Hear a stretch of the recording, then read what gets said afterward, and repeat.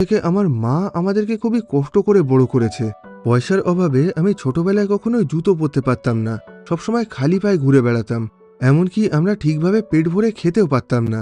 আমি যখন বাকি বাচ্চাদেরকে দেখতাম তখন আমার বারবার মনে হতো আমি কেন এত গরিব হয়ে জন্মেছি। সেজন্য একটু বড় হওয়ার পর আমি ঠিক করে নেই আমি অনেক টাকা কামাবো, অনেক বড়লোক হব, আর আমার মা আর ভাইকে খুবই ভালো রাখবো। এই কথা শুনে এখন স্যান্টির বস ওর কথায় রাজি হয়ে যায়। এরপর স্যান্টি ওর বসের কাছ থেকে 10 লাখ টাকা ধার নিয়ে ব্যবসা করার জন্য ব্যাংকক শহরে চলে যায়। সেখানে গিয়ে প্রথমের দিকে ও একটা ট্রাভেল এজেন্সিতে কাজ করতে শুরু করে। ও চায়না থেকে ঘুরতে আসা বিভিন্ন বিদেশি ট্যুরিস্টদেরকে ব্যাংককের বিভিন্ন জায়গায় ঘুরিয়ে দেখাতো। এইভাবে বেশ কিছু মাস ওখানে কাজ করার পর ওর সাথে জিমি নামের এই লোকটার পরিচয় হয়। একটা সময় জিমিও স্যান্টির মতনই এই কোম্পানির একজন ট্রাভেল এজেন্ট ছিল, কিন্তু এখন দেখা যায় ওর আর্থিক অবস্থা খুবই ভালো হয়ে গেছে। স্যান্টি ওকে প্রশ্ন করে, তুমি এত বড়লোক হয়ে গেলে কিভাবে?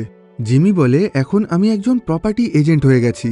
আমি চায়না থেকে ঘুরতে আসা বড়লোক ভিআইপি কাস্টমারদের কাছে অ্যাপার্টমেন্ট বিক্রি করি, আর এক একটা রুম বিক্রি করতে পারলেই আমি 5 লাখ টাকা করে কমিশন পাই। এই কথাগুলো শুনে স্যান্টির খুবই ভালো লেগে যায়। স্যান্টি বলে, তুমি চাইলে এই